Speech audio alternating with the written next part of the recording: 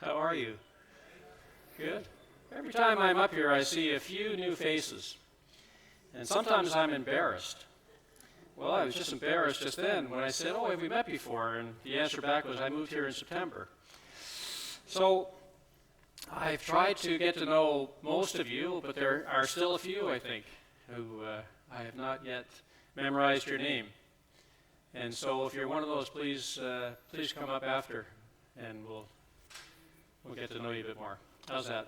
So I think we're going to, we're early, but we always start early, don't we, Ruth? We always start early. You're always here Does early, that work? and so we'll start early, which means by the time we're done today, the sun will be shining, it'll be 27 degrees, and all will be well. All will be well. No, you don't. I see John walked in. John is going to help us a little later on with microphones, right? And Eric, where's Eric? Eric's there. Good. Microphone in hand. Are you ready? You're ready. We're ready. How's that? We certainly want to open in an appropriate way for the Meadows of Aurora, for who we are, who you are. And Psalm 133, short chapter, but the first verse says, "How good and pleasant it is when God's people live together in unity." And so it describes this good and pleasant way when you have this sense of unity. And we know from conversations with you that it is good. It is pleasant living at the Meadows of Aurora. Would you agree? It is good and pleasant. And it's a place that fills your life with joy and comfort. What a great place that you live. As leaders, we see this every day. We walk about and we see the evidence of the spirit of unity in the way you engage with each other, plus the way you treat us, you treat staff, and you care for the people who work here in a genuine way. Now, I know we might have a few different perspectives on things. You might have different perspectives amongst yourselves, but I think we're all unified, whether you live here, you're an investor who's joined us today who doesn't live here, or maybe you're the owner of a suite not living here, but I think we're all unified around a few things, around the care, the concern, and the love that we all have for this community and this home. And that's what unifies us. So why don't we just pause and open in prayer. Our loving Heavenly Father, we just thank you for bringing us here today, and we thank you for this wonderful country that we're able to live in and for the freedoms that we enjoy. And we just thank you as well for the people who put so much effort and their generosity into designing the Meadows in 2004 and 2005, for the time that they labored for bringing all of this together. And we just thank you for your faithfulness. And we pray for our Meadows community, those that are not well today, those that are in the hospital and in other facilities. May they feel your comfort and peace today wherever they are. Now we just ask for your blessing upon this meeting. In your name, amen. Amen. Well, I think I've already welcomed a lot of you. Some of you, a lot of you live here and have lived here since September. Yes. And some of you are here today because you have supported the Meadows for probably many years as note holders. Some of you live here, and others of you live elsewhere, but you're here as note holders and stakeholders in the Meadows. I mentioned that some of you might be here and you have ownership of a life lease, but you rent it out, and that's another scenario that we have. And some of you might be family members or folks here to support others. I don't know if I've seen anybody, but if you are here as a guest, welcome to the Meadows. Now, I'll go back for 1 second. Before we dive into our very, very brief updates or things going on around the Meadows, I would say by now most of you know Carrie. You've seen Carrie. If you haven't, this is Carrie. And And then we have Ron. Ron's been here since February. Oh, now I'm in trouble. I don't know the year Ruth moved into. Oh no, well, don't say. Who knows when Ruth moved in? What year? Clarence. 10 years Yes. ago. July. Wow, you've been here a long time, Ruth. I was 12. Very well.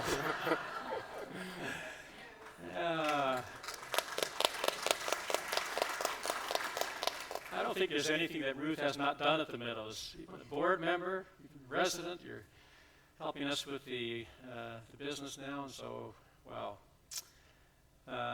Okay, so we're just going to go around in sort of not real order. I think we're going to start with Ron. And just to give you a few seconds on what's happening in our respective areas that I think will relate to maybe some of the questions you might want to ask a little later. Okay, sounds good. Thank you, Doug. Hopefully you guys can hear me okay? Okay, so we have some numbers from the numbers guy, so that's unsurprising. Starting with the 8 you see back there, I'm just going to add a little bit of color and meaning to each of these numbers. The 8 is the 8% increase to the occupancy fees starting July 1st. So Doug and I provided that memo with quite a bit of detail. Hopefully you have a better understanding of the rationale behind the scenes on that 8% increase. By way of background, we are coming from 16% in the last fiscal year in terms of increase. So that's declining. And looking into the longer term forecast, I can safely assure you that that 8% will continue to decline. So that's the good news embedded in there. Okay? So the reason why the 16%, 8% have been important is because we're coming from deficits and really trying to drive surpluses. So the next number you see, 1, is the $1 million surplus that we're forecasting for the current fiscal year. And again, that's very important as we try to secure commercial financing for the long term. But before we go into that much detail, really quickly on the $1 million surplus, it really is spread across all 3 areas. So memory care, assisted living, and independent living. On a standalone basis, each of those areas carries their own weight, if you will. So that $1 million is really kind of spread across all 3. It's not a subsidy from independent living, where independent living is generating 1.2 and we have a loss on the memory care floor, for example. It's not like that. It really is ballpark, more of a 70-30 split between independent living and the care floors. Okay? Again, getting back to the $1 million in surplus and why that's important and why we selected that 8% going forward. Again, that long-term commercial financing is one of the key priorities for us, and that's to address the 37 you see, which is the $37 million due to note holders. Those are our promissory notes. So we've been working hard to find a long-term solution through securing a commercial loan there. Okay? We can talk a little bit more about that as well, but again, a key priority given the patience and support and that we've received from our note holders, so really appreciative from that perspective. And then the last number you see is 80, and that's 80% paid. So this whole complex, the development cost was approximately $280 million. We paid back 80% of that. There's 20% of debt remaining. So in terms of the longer term forecast, again, getting to the little bit of detail there, I can see between that 10 and 15-year horizon that 80% gets closer to 100% and will be basically debt-free. And interestingly enough, for me anyways, the 10 to 15-year horizon coincides when I become eligible to move in here. So, we'll address some of the other things later, but I'm going to pass it over to Carrie here, our Chief Wellness Officer. Thank you, Ron. Can everyone hear me? Great. So today on From the Screen, we'll be talking about 3 things. So continuing to evolve, growing needs for care, and staffing for the future. We've seen some wonderful signs of progress in our community, and I want to take this opportunity to share a few success stories with you. The first is the success of Trusty Med Pharmacy, and it has been clear for all of us to see. We've seen great traffic at the walk-in clinic, with residents now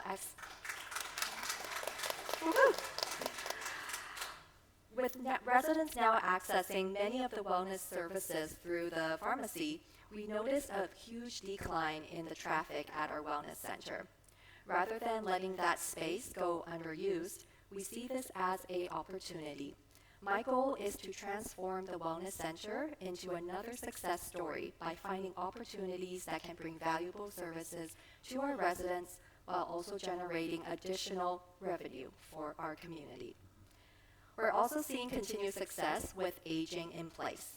Since our open house a few months ago in our assisted living home area, Sandalwood, more and more residents have chosen to move internally to Sandalwood. This is exactly the kind of transition we hope to see, allowing residents to age in place in the community that they already know and love. Currently, I have 2 move-ins scheduled for May. One just moved in this week, and 2 more for June, with strong interest continuing into July. Our goal is to reach full capacity in assisted living, and we are moving steadily in that direction. To support this growth, I am actively hiring new staff. I'm very pleased to welcome our new Health and Wellness Manager, Maureen McCann, who joined us 2 weeks ago. In her first couple of weeks, she has already impressed me with her experience, enthusiasm, and genuine interest in getting to know our residents and staff. I'm confident that the new team members joining our assisted living floor will bring the same level of care and dedication. These are all positive signs for the future of our community, and I'm very excited to see what's ahead of us. Thank you. Now passing over to And before you pass it over, I feel like I should just chime in and provide a little bit of other color. I'll, use your word, Ron. And that is that what you don't see behind the scenes many times, and the value of bringing Maureen on to support Carrie, is that there are calls that come in to Carrie, and will come in to Maureen at some point at 3 a.m. in the morning, on weekends, on evenings. It's a 24/7 operation. It never sleeps. And there are no holidays in the care floors. And the requirement to have enough staff available, and again, how thrilled we are that Carrie's here, willing to do that, and that Maureen has joined us as well. That same spirit. So thank you, Carrie, for everything you do, your teams. Oh, absolutely. She's working. She's been working. Her office is in Sandalwood, so the second floor where the nursing station is at in the back. So feel free to drop in, say hi. She's very excited to meet all of you. And I think we're going over to Ruth, Sales? operations. Sales. Can you hear me? Okay, good, because this is important. I want to talk to you about sales. So we're still in a buyer's market, as you all know, which is very driven by price, price, and price. And that means that there's always a significant amount of real estate on the market for buyers to choose. But despite that challenge, we've had a really good year of sales. So up until now, and we still have got 5 more weeks to go, so we're not giving up, we've sold 26 units. So we've sold and closed 26 units. So very proud of that, because that really says that, we're selling almost 2 per month with a little bit extra. And when we talk to real estate agents, often they say we wish that we could be selling, 26 for the year like what we've done here. So proud of the team for doing that. And this is also in line with resales and with new Park Tower sales as well. What we're finding as well is that clients are coming to the Meadows due to referrals. And so that's thanks to all of you and the positive feelings that you have about the Meadows. So we're getting lots of referrals, but we're also getting new clients that we've seen this year. And it's new clients called parents of kids who live in the area. So oftentimes people are walking in with the kids who are now the influencers to say, Mom and Dad, we need you to babysit, pick up the kids at the school for us, and therefore you're moving to the Meadows. And so that's what's happening now, where we're having not referrals, but parents moving in who are helping with the kids up the street or whatever. So we're seeing that starting to change as well. So when it comes to the inventory, everybody keeps dropping into the sales office and says, how many more Park Tower units are there? Well, pleased to report there's 14, which means 10 units plus 4 rentals. So we've sold 10 this year, and we have the last 10 to go. But fingers crossed, because of the 10, we've got 2 conditional offers. So we're working away with those. So that means that there's no more units on the 7th floor, no more units on the 6th floor, and we're almost done the 5th floor. So we're working our way down as to the selling out with that. Our resale inventory is high, and that's because largely of our residents moving into Sandalwood, which is exactly what the design of this was. So our resale units have, the inventory has increased, but for the right reasons. So that's what we're seeing as well. So that's the inventory and that's the sales. It's a good news story. Thank you for all your help with that. My last point is about a celebration. And as Doug referred earlier, we've got 10 years celebration coming up because a lot of us moved in June of 2016. And when we moved in, it almost feels like Little House on the Prairie because we moved into a place where there was one gym, there was one family room, a little bit of a library, there was a property manager who worked 2 days a week, and there were 2 cleaners. And that was it for 2 years. And so what a difference now from what we see only 10 years later. And so all of us need to be very grateful for the faithfulness of God that we've seen and the progress that's been made, because when you move from the Little House on the Prairie in 400 and move right across now to all of this, it's been a mammoth undertaking that has happened in the last 10 years. So we're going to celebrate with the original Garden Tower residents who are still living here with a luncheon in the dining room because we didn't have the dining room 10 years ago. So we're going to be having a luncheon for the residents on the 10th of June. And so we hope that all the originals will be available to enjoy a lunch on us. Thank you. Excellent. Thank you. Okay, that's it from us. We came here to take your questions, and we might have answers, or we might need to take some things away. We're here to listen to your comments. And I think, as I wrote yesterday in a bit of an update, that you can try to keep it within a 15-second question or comment if you can. You might have 10 questions, just do one at a time. We want to hear from as many as we can, and that they're relevant to the entire community as opposed to a specific thing with your suite or something. So John and Eric are ready. I think we're ready for questions. And who wants to go first? I see Bill over here to my left. A question for our operations manager. The remaining part tower units, when they are sold, will that cover the complete mortgage that Kindred holds? Yes, it will. That's the plan. Because those payments now from every house sale, a portion of that bill goes to the Kindred loan, and so that will be paid. Yeah. Ron, do you have anything to add to that? Nope, 100% correct. All right. Thank you. Good question. All right, let's keep going. I know there are questions. I don't want to have this like a testimony meeting where I call on you.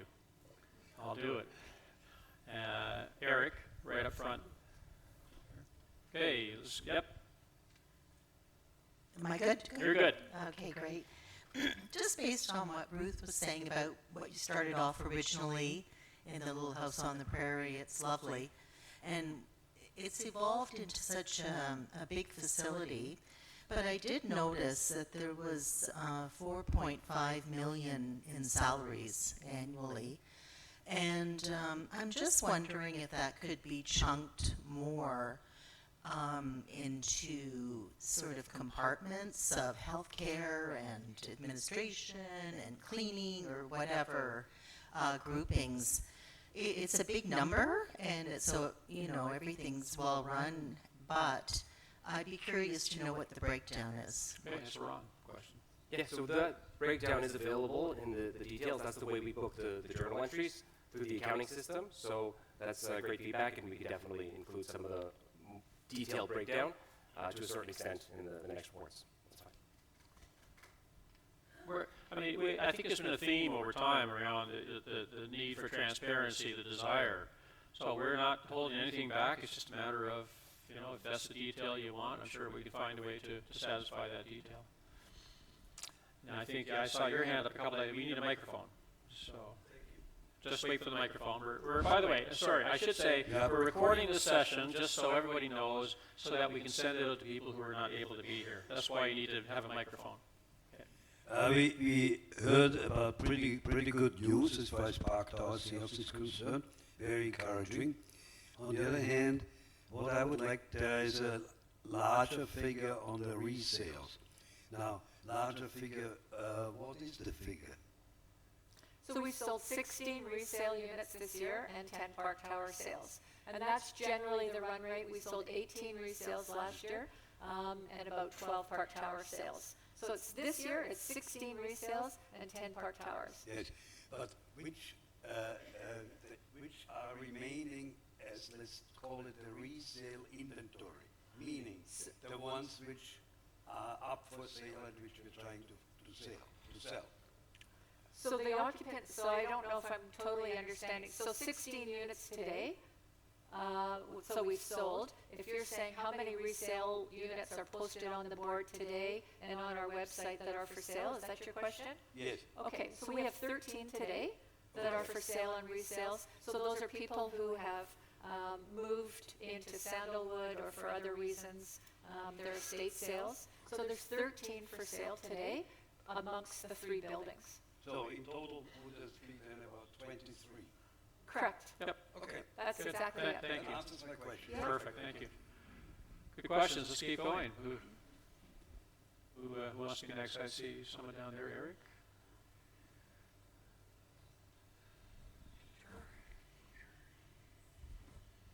I'm Peter Smith, and my lawyer, who I've had for many years, recently retired, and I'm having a heck of a time finding a new one. I think it might be a good idea if the Meadows had an in-house lawyer, or at least to refer anybody that needs a lawyer, refer to a reputable law firm that could be trusted and is honest. Okay, so I think we'll take that away. I mean, and I'll take that a step further. People might be looking for a lawyer. People might be looking for something else. I mean, I think it's good for us to try to find people we're comfortable recommending. So we'll take that away. Don't let me forget. Maybe send me an email. I'll try to give you some names. Right behind you. I think Carol? Yeah. Is there any way that there can be somebody here in maintenance on a rotation basis or something between 4:30 on Friday night till Monday morning? Because problems happen on the weekend, and either Doug, you have to come, or like could they be on maybe 1 weekend a month or 1 week a month they have to work? Like it's. Ruth, want to take that? So we have maintenance on staff over the weekend. It's through the daytime, Carol. So it's from 7 till 3 or 7 till 4. And we don't have maintenance on staff on the weekend after that. We do have on-call, that Brian is on call, as well as we've got an arrangement worked out with others on those weekends, but not through the day. We have people here on the weekends. It's always been. We've always had maintenance here on the weekends through the day. I think there are occasions when someone's on vacation and there might be a gap here or there, but in general terms. I don't mind saying as well that this whole question about maintenance can happen anytime. Monitoring the building is a 24/7 type thing. We know as we move forward, as Ron continues to guide us through the financial side and we get into more sustainable, stable position, that we'll hopefully down the road be able to address some of these gaps, whatever that looks like, Carol. But certainly you're right. Problems happen at 3:45 on Fridays. That's what I've learned, right? Always. Thank you. But thank you as well for acknowledging that people will come in, right, from their homes to address it. And so we're thankful for the staff who do that. Hi, Lydia. Hi. Can you hear me? Yes. Okay. First of all, I want to say my compliments on that memo of April 28th. Finally got a budget breakdown that I've been asking for 5 years. anyway, but I do have a couple of comments. And my concerns basically are the occupancy fee increase. Last year, we had a very substantial increase. And that was due to the debt, as I recall. This year, it's 8%. In Ron's report, the projected future increases are between 5 and 7. So it's a downward. Okay, so it's, anyway, the projected increases are 5 to 7. And at what point, if you secure proper loan from a financial institution, at what point do we stop these increases or take a hiatus or Okay. reduce the rate? Shall we let Ron take us? Yes, Yeah, sure. please. So just to repeat the question, in case folks in the corner weren't able to hear it, the question is basically, we went from 16%, 8%, longer term projections, there's still going to be increases. At what point can we expect this to hold flat or freeze or go down, basically, right? That's a very interesting and difficult question. I would say the 16, let's address the 16 and 8 first. I'll kind of bifurcate this answer. The driving force behind these increases in the shorter term is to position ourselves to be able to secure a long-term commercial lender to loan us money. It's kind of their number one question. Do you have surplus? Do you have profits? Are you able to service this loan? And it's not just 3/4. They want a longer track record and duration. So the 16% moved us from deficits to surplus, which is critical. What we didn't want to do is risk next year going back to deficits and resetting the clock, right? So if we have 3/4, 16%, we all this effort to get there, and then all of a sudden we go back to deficits, that's a very detrimental thing from a financial perspective when we are trying to secure this long-term loan, okay? So that's the 16 and the 8, and that's why you see this spike in the shorter term, okay? In terms of longer term, I don't think there's ever going to be a point where we can kind of freeze or flatten, because there's going to be general inflationary pressures. So yes, the debt is there, and yes, in the shorter term, we have to address that. And the interest costs will decline over the years, but there's also external vendors. There's also inflationary pressures in general that we have to deal with. And the other complexity to this place is it's 10 years new or 10 years old, but we've done that detailed capital reserve fund study, and the experts came in and they said, in the long-term horizon, we expect you're going to have to spend X dollars in 2036, I believe, or $10 million on this, or $5 million on this. So once we remove the debt out of the equation, we still need to be in a position to build our reserve fund so that we can address these in the long term. Because we could theoretically freeze or lower the fees for 3 years, but guess what? 5 years from now, we're going to be in a terrible position, and we're going to have to do one-time levies or forego and risk foundational problems and other, larger capital expenditures that we can't afford. So it's, from my view, try to keep it as steady as possible, recognizing that this is your money. This is real dollars coming out of your pocket. So there's a balance there. But the goal ultimately for me is long-term financial stability and longevity for this place. Does that answer your question? Well, yes, it does answer the question, and I figured that was the premise. But I still felt that it was important to bring it up. Of course, because, of course. No, that's a great because question. all of these increases are over the years of accumulated increases, and it's substantial. Agreed, Now, I agreed. do have another Sure. comment, and that is that we, the residents, have a vested interest in making sure that this operation continues to be successful so we can enjoy living here, which we do. But I thought that it would be important for us to have a resident representative to join management and the board in the development of the budget process.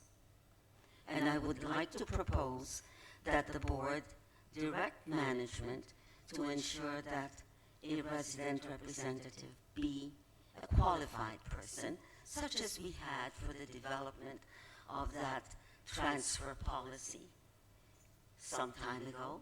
Yeah. So thank you, Lydia. By the way, we have board members who are here. I see a few. know. So I think your comment has now been heard by the That's board. fine. I thank you for I'd that like challenge them to to the board. hear it and to act on it. Thank you. Thank you. Okay, hand down in this corner. I see a hand over here. Let's go down in this. I can't even see the face. Doug, I just, all of you up at the front, I just wanted to say what a wonderful place this is and how proud all of us are as far as showing it off to other people. So I just wanted to let you know that.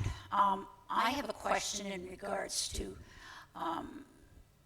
do we have any kind of a warranty, or how long is a warranty with the company that built this place? I'm just thinking about the windows that had to be recocked in the dining room. You know, the holes in the garage, on the, on the ramp as you go down into the wooden garage. Like, do we have to pay for that, or is there any kind of carry-on, I don't know, whatever? Yeah, good question. So let me start with the warranty. So in general terms, across all three phases of construction, the Liscar Construction Company, who was the builder, provided a 1-year warranty on items. Now, I will say that's pretty standard across that sort of industry. Second thing I would say is that Liscar has been a good partner in that they have helped us address things that are well past 1 year old. Matter of fact, they're in helping us look at the garden tower, for those of you who drive into the garden tower garage and see the leaks between the seam of 1A and 1B. They're in here helping us sort of figure out a good solution for that. They've done some work for us and sort of split the cost. They don't have to, well after warranty. But a 12-month warranty is typically, a Tarion doesn't apply in this world for warranty. So we're out of warranty. There is no warranty. There might be some unique things where the manufacturer of a certain piece of equipment or window might have a longer warranty, but I would say for the most part, those repairs are now part of this reserve fund planning of what we need to plan for and address. Hope that answered. Okay, thank you. Yeah, you're welcome. Eric, was there somebody? Here's an easy one for you, Doug. And, A question that comes up every so often is, who do I go to if I have a concern or simple question? I realize that a leadership team information list is available, but what we also need is an organizational chart showing the chain of command so we would know who to approach without going immediately to management with minor issues. This could be emailed to all residents to serve as a quick reference guide as needed. Thank you. happy to provide an organizational chart, but I think the real answer is any one of us. I think whoever you find in the hallway, whoever office is closest to you, if you have a question, any one of us, any one of the staff. I don't want you to have to figure out, necessarily who exactly to go to. We'll help you out. Short answer is, come to me if you're not sure. But if we had the chart, we wouldn't just stop anybody. Sometimes and charts ask are them. clear, and sometimes it depends on the issue. But I'm happy to provide an organizational chart. Okay, thank you. And on Ron, speaking of unexpected expenses that might come up, isn't that what a contingency fund is for? Yes, correct. Do we have one? We do. So we have that reserve fund, I believe it's about $1.3 million. So that's in rainy day. Okay, thank you. I might just say as well, the role of Andrea for residents is really a first point of contact. And so her door is always open. You know how responsive she is to emails. And so when having come into this job, when I realized just the amount of questions that she gets, our design point as the resident experience, she's really front and center for all residents as well. So that role is for residents. Thank you.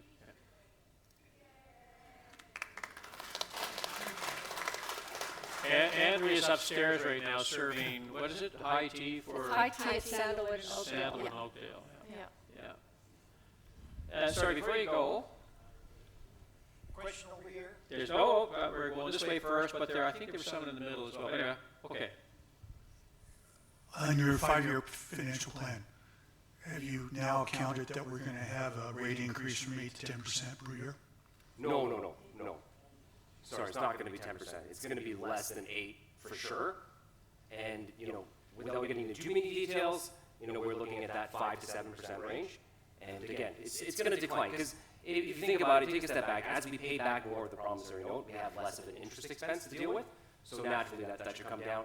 Again, inflationary pressures going the other way hurt us a bit. But then there's also some economies of scale, right? So as we sell the rest of the Park Tower units, then there's going to be more residents and a little bit of an uptake in terms of the total volume. So no 10%. Less than 10. Sorry? Less than 10 is what I hear. Yes, less than 8. And not like 7.9, okay? I'm not going to be sneaky like that, okay? It'll be less than 8 for sure. And just a note on the reserve fund. So the reserve fund is emergency use only, not for day-to-day. Correct. I believe we need official board approval to touch any of that. Ron and I cannot touch the reserve fund without going to the board, and we also have a threshold set that, if it's under a certain amount, operations absorbs it, and we try to make sure we're not tapping into the reserve fund unless we really need to, because we'll need it down the road. Okay, perfect, thank you. Thank you. I think we're over here. I'm Mary Lee. I moved into Garden Tower in February. And my question is, what major financial institutions have you met with pertaining to long-term financing?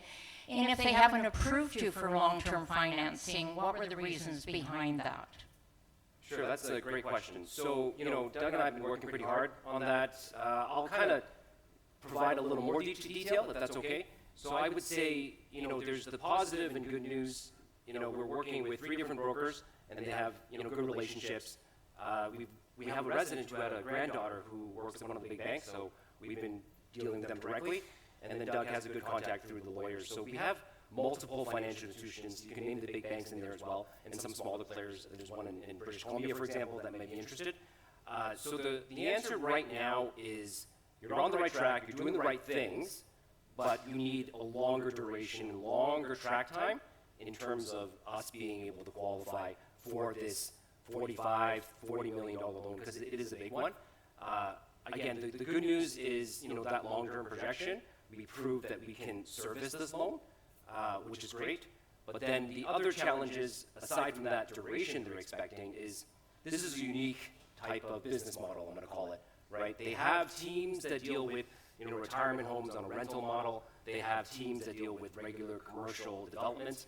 But when you throw in not-for-profit, retirement community, life lease, they don't have a team for that. So it doesn't fit in necessarily with the template. Not to say that they're not willing to discuss with us and move things forward, but it takes a little bit of longer time just for that education and for them to have a deeper understanding of life lease and what we represent, especially in this not-for-profit model.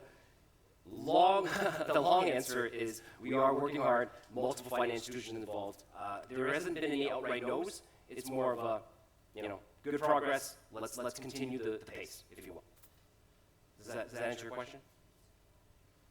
Okay. She said yes. Yes and no. We'll take the yes part, and if you have a follow-up question, follow up later, that's fine. Yeah.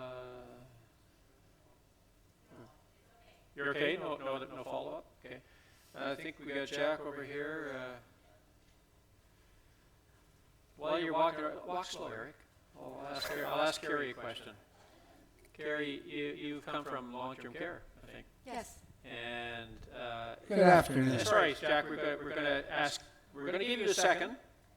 I'm just going to ask Carrie a question. How do we compare staffing-wise? There's a question, I think, with staffing and cost of staffing. What's your view of our staffing in health and wellness and how we maybe compare? I think our staffing model at both Oakdale and Sandalwood are very healthy. We are under RHRA and public health and other regulatory bodies that we have to achieve compliance with. Our staffing, like mentioned before, we're 24/7. We work on holidays, we work on stat days. So the model that we have, 3 PSWs, 1 RPN for days and evening for Oakdale, 3 PSWs, 2 RPNs for days and evenings Sandalwood is very healthy, and as Sandalwood expand, this is still the current staffing ratio we are looking into. Yeah. Thank you. Jack? Yes, I was wondering on Park Tower, when a sale is consummated and finished, does that money go into general revenue or go directly to the debt? Yeah, Ron or Ruth? direct to the debt. We are under a contract with Kindred Credit Union. You recall a $15 million loan that was taken out a year and a half ago, maybe, give or take. And so the Park Tower inventory units, those sales we're obligated to have those proceeds go to Kindred. It's part of the contract. So that's going to pay the loan. And the question earlier, I think, connected the dots on that, which is when you sell the 10, will you have enough to pay the Kindred loan? And the answer is we're closely managing that to make sure we finish that loan out at the completion of those sales. Was that? Yeah. Yeah. So we don't have money coming in. You know, we don't have a lot of buckets of money coming in from Park Tower sales or from resales because there's a turnover fee. But you know, those are really. It's the model of how the Meadows was built to have that revenue coming in to sustain the operations. So thanks for your, was there another question, Jack? No, that's fine. Good, thank you. Front row, wait for the mic, and John, you got one over here ready to go. Hi, Bob. Yep. Yes, I wonder if you know how many life lease facilities there are in Ontario, how we stack up in terms of size, and if they have similar financial issues that we're dealing with. I think we're looking at me. So, you know, Ron Warder's in the room somewhere. He seems to be an expert on all things life lease and how many places there are. And you need a microphone if you're going to chime in there, Ron. But I'm going to ask Ron to chime in on that. We are aware of the other life lease places around. How we stack up financially, I don't know their numbers. Yeah. I'm a little bit out of touch, but when I left Eastern Gate in Stouffville, there were about 150 life lease not-for-profits in the province of Ontario, and there have been more since, so I'm guessing 160. What else were you asking? We would be one of the larger, so Shepherd Village in Scarborough, Holland Christian Homes in Brampton, and there probably are some others that are large like us. There are many, many others like Eastern Gate in Stouffville where you have 118 townhouses.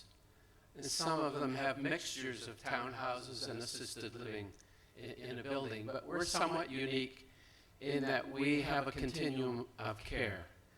And that puts us into a special category. So the ones that are only life lease, they end up selling all the units and they have no debt. In our situation, we have debt because we have chosen to care for our people in a continuum of care and using a rental model for Sandalwood and memory care. Thank you, Ron. Thanks. Scanning. Oh, front row. Right. Here comes the microphone. There you go. Thanks. I was just wondering, what are the plans for the piece of land between Park Tower and Leslie? I'm just going to pause until the phone is in the back row somewhere. Yeah. So, okay. The question is the vacant land by Leslie. We have a name for it, Phase 4, vacant land. Right now it's the, what would you call it, Herb? It's the garden, there are garden plots over there. They're resident gardens, community gardens. Look, the long-term plan is that we want to make sure that something on that piece of property is providing either some form of revenue, I'll say the word, I don't like it, it could be sale revenue, it could be some other thing that sits there that is really providing some form of ongoing recurring revenue for the Meadows, or some partnership or something that enhances the value of the Meadows, the attractiveness of people to come and live here. We had an offer, I think it was shared, in the last year or two, that we had an offer that was we consider to be unsatisfactory in regard to the number that is available for that type of piece of property, and what we would give up for it, not knowing over the course of 10, 20 years, what would that look like, whatever was sitting there? If somebody else built something there, would it truly enhance the meadows, or would it become a problem for us? But the biggest challenge we have kind of is that there's a little bit of this integration between that land and this building. We have an underground garage that's partly built underneath that land in preparation for what was to be another building. There is no separate access that the region off of Leslie will approve. And so the access would have to be through our property. So there's complexities around that that doesn't make it the most appealing piece of land ultimately for a developer because of those things. It's appealing location-wise, but because of those things, it doesn't make it appealing. So our long-term plan is we are holding right now, but always pursuing the right answer for that, the good answer for the meadows of Aurora. Okay, thank you. You're welcome.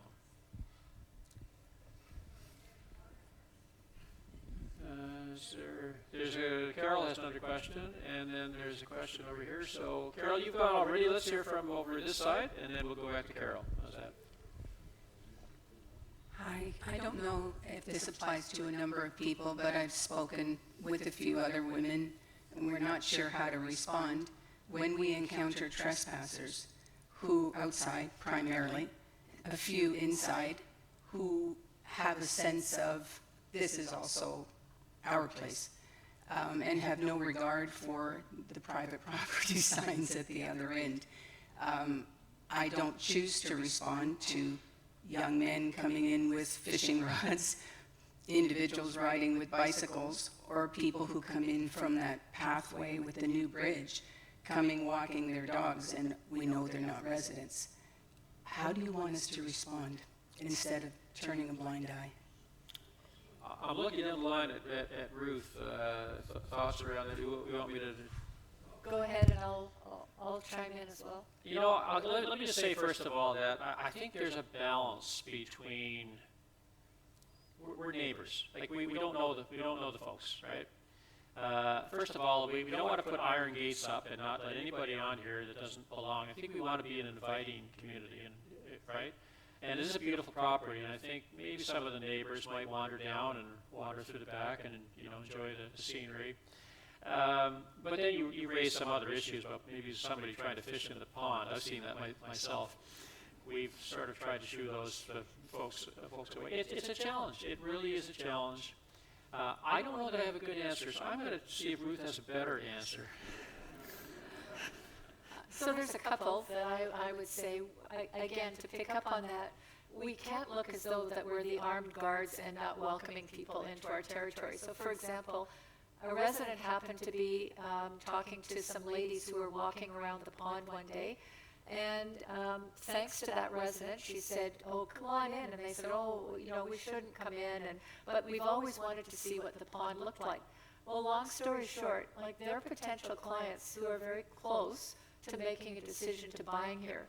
So we're walking a fine line between, being the bodyguards and also not being the welcoming community to say, move away or don't come in. But I think as residents as well, we need to be very diligent that as we go out the doors, we make sure that they're closed. Because sometimes when people go out for a smoke or whatever, the door remains open a little bit. And so we have to be diligent that said people will be walking around the neighborhood. It's fact of life. Even as people, residents that are moving in that have their kids moving up the street that are now riding their bikes down to see grandma, that's what we want. We can't stop that. So there are strangers kind of coming in other than that people look like us. So we have to be diligent as residents that says there are going to be kids riding bikes and all the rest of it. So keep the doors closed when you go out. Make sure that the doors are really closed tightly. And don't let strangers in coming into the buildings. But we have to be friendly around the pond.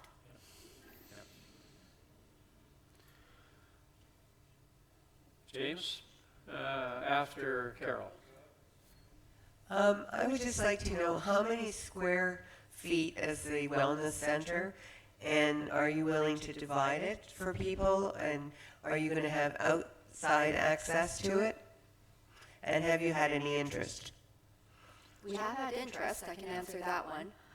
Square footage, I think we are just over 1,000. Or 2,000, I think. 2,000. I don't have the exact numbers, so I can get back to you on that, Carol. And so far, we're not looking into separating the space, not for now, but we can look into that option. And what was your last question? Outside access? Outside access. We are open to that option as well. I mean, we have been really proactive right now in making this known because we have to wrap things up. You know, it's still open till Yes, the till end of the July. end of July, So, yeah. And we already have interest, so without advertising it just now. But Yeah, but we also want to make sure whatever comes in, you know, does provide a value that's relative to what this community is and the people inside. So we got to, I think Trustee Med was an example of that. The tech center, no one's asked a question about the tech center, which, by the way, doesn't cost, does that cost us any money, Ron? No, it doesn't. In fact, it brings money in. We charge them a small fee for the rent, the same fee that we charge the trustee Meadow. So Yeah. Trustee Meadow. But we're looking for services that make sense for this sort of audience, this sort of community, right? So we're open, and I'm sure all of you will have connections and ideas about who should be in there, so we'll look forward to. Doug, an opportunity, we're talking about the pool, perhaps a revenue opportunity is to stock it with trout and sell the opportunity to come fishing. All for it.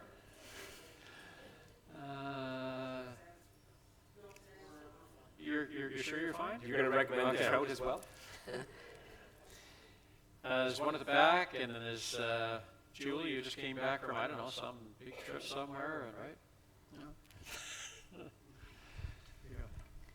Hi, I want to thank everybody that's sitting up there. I think you're all doing a great job. But I also want to thank all of the people that are here today, because I do a food drive every season, and I'm overwhelmed at the huge response that all of you donate. So I want to thank all of you for that. Food insecurity is huge in our community, and you are providing a lifeline for a lot of people. So thank you. Thanks, Sandy. Carol. Hi, I just wanted to say that I think the tech center will be a big benefit for all of us. And my question is, are we paying the salaries or are they completely independent? They're independent. The people you see in there are part of the same organization that does your TV setup and your phone and TCS Canada. They're their employees. That's their retail business. We have nothing to do other than we've given them the space. They pay us whatever they pay us. I think the square footage that they're paying us is consistent with what we're charging Trustee Med. So we have a standard model, but we have no expenses, period. Now, we don't get anything back if they do provide you a service, if they sell you a TV, and that's not our revenue, so that's an independent business. Does that answer your question? Great. Clarence has one. Julie, I saw Julie first, then Clarence, and we got a bunch in the middle. Julie, you've got a microphone. John, over in the middle here. Third. Sandy passed on her thanks. I would like to pass on my thanks for the fundraiser I currently ran. I came just shy of $15,000.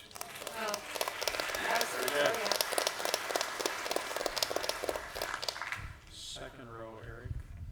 Okay, Julie. Yes, I'm just curious to know about the vending machines. We've had them for what, about 2 weeks now? I'm just wondering how they are doing. Are they popular? They would do better if you'd come and get something out of it. Well, I don't have the numbers with me, and it's early days, but what I will tell you is that we're going to, it's either we're going to fail fast or we're going to adjust quickly. So if if the perishable foods on the right side aren't what you're looking for, we'll back out of that real quick. But we're going to give it enough time to make sure. We'll probably reduce the inventory that's in there, to start with. We just want to understand the demand. Yeah, so I would say we're not going to make much or any. We're not going to make any money on that stuff, really. Ultimately, I don't think. A few pennies here or there. That didn't answer your question. It needs customers. There you go. So when your grandchildren come over or your friends, give them your credit card.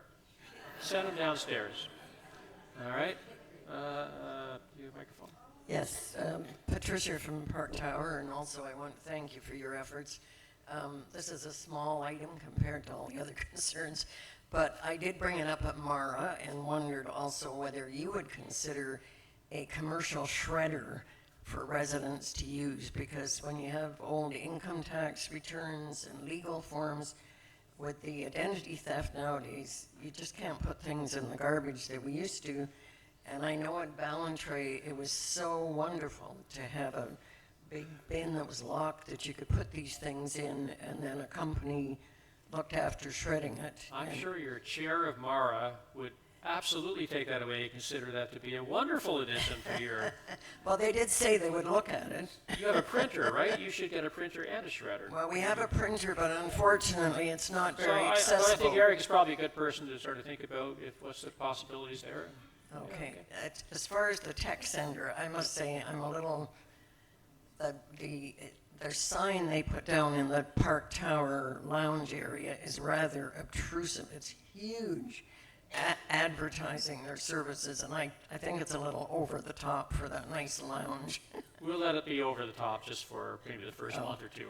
And as far as the vending machine, funny, when I was in there the other day and I spoke to the manager, there was a young lady that were filling the machine, and he feels that part of the problem is that some people our age find it very difficult to understand how to use it. Maybe there could be more simple directions pasted on the door, because it does take a bit to use your credit card, and the next step. It's on the side of the door.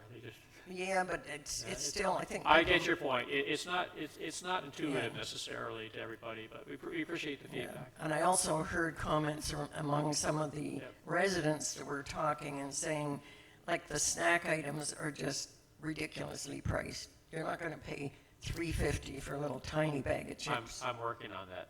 Okay. I am. Thank you. Down the line here. Yeah. About the vending machines, it might help if the bottom row of food was not put in backwards, so that we could read the label and know what was in the packaging.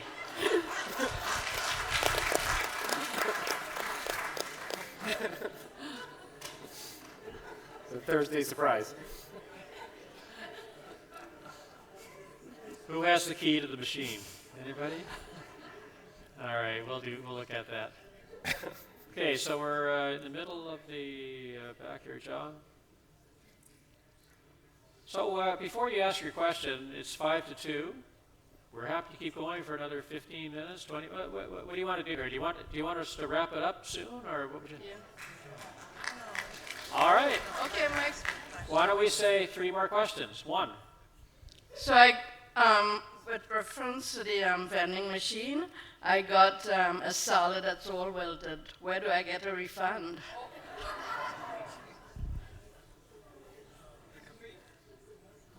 I missed that.